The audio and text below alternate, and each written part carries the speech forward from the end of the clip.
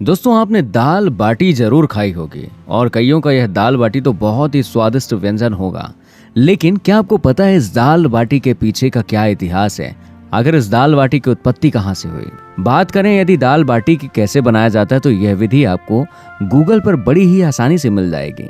लेकिन इस व्यंजन के इतिहास और इसके वर्तमान के बारे में बात करने पर मालूम होता है कि भले ही शुरुआत में यह योद्धाओं, मेहनतकश और गरीबों का भोजन रहा हो, लेकिन अब तो यह साधारण और आम आदमी के लिए एक प्रकार से शाही और पारंपरिक व्यंजन बन चुका है।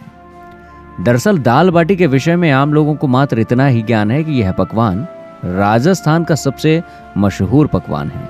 लेकिन अगर इसके विषय में और भी अधिक जानकारियां जुटाई जाएं, तो मालूम होता है कि यह पकवान ना सिर्फ राजस्थान बल्कि संपूर्ण भारत में सबसे अधिक प्रिय भोजन है। आज किसी भी आम आदमी या किसी भी मध्यम वर्गीय परिवार में जब छुट्टी का माहौल होता है या घर में मेहमानों की चहल पहल हो, शादी ब्याह का समय हो या अन्य कोई अवसर हो, तो बिना सोचे समझे हर कोई एक ही बात सोचता है और कहता है चलो दाल बाटी बना लेते हैं। ऐसे में ना तो हलवाई की आवश्यकता होती है और ना ही किसी खास रसोइये की।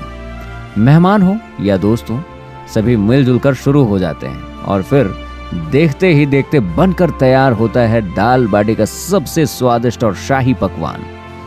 अगर हम बात करें दाल बाटी के बाजारवाद की तो भी पता चलता है कि अब तो यह इतना प्रसिद्ध पकवान हो चुका है कि इसका स्वाद लेने वालों में देश के ही नहीं बल्कि विदेशी पर्यटक और विशेष अतिथि भी शामिल हो चुके हैं और 5 स्टार होटलों और रेस्टोरेंट में भी इसकी मांग अब बढ़ चुकी है। तो आखिर बात करते हैं कि किस प्रकार ये दाल बाटी का क्या इतिहास रहा है।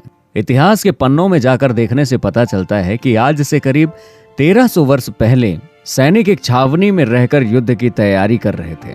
उस दौरान युद्ध की स्थिति में हजारों सैनिकों के लिए भोजन का प्रबंध करना अक्सर चुनौतीपूर्ण काम होता था।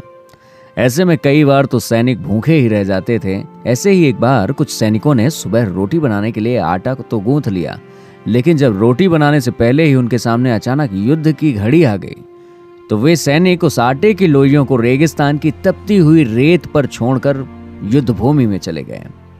और जब शाम को वो अपने शिविरों में लौटे तो उन्होंने देखा कि आटे की वही लोइयां गर्म रेत में दब चुकी थीं और उन सैनिकों ने जब उन्हीं लोइयों को रेत से बाहर निकाला तो देखा कि दिन भर सूर्य और रेत की तपन में रहने के कारण वे पूरी तरह सेकी हुई और पकी हुई लग रही थी।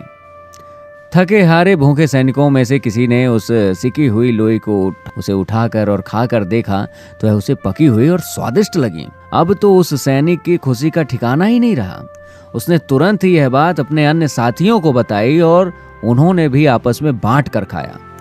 और क्योंकि उन सैनिकों ने इसे बांट कर खाया था, इसलिए इस पकवान को वहीं का वहीं नाम भी मिल गया, बाटी। और फिर यहीं से जन्म हुआ बाटी का, या फिर कहें कि यहीं से हुई बाटी की शुरुआत, जिसे लोग दाल में भी खाते हैं, चोखे में भी खाते हैं, चूरमा में भी खाते हैं। तो दोस्तों ये रहा बाटी का इतिहास। तो दोस्तों ये जानकारी कैसे लगी? जानकारी अच्छी लगी तो बहुत बहुत शुक्रिया और ऐसे ही आप हमारे साथ बने रहें।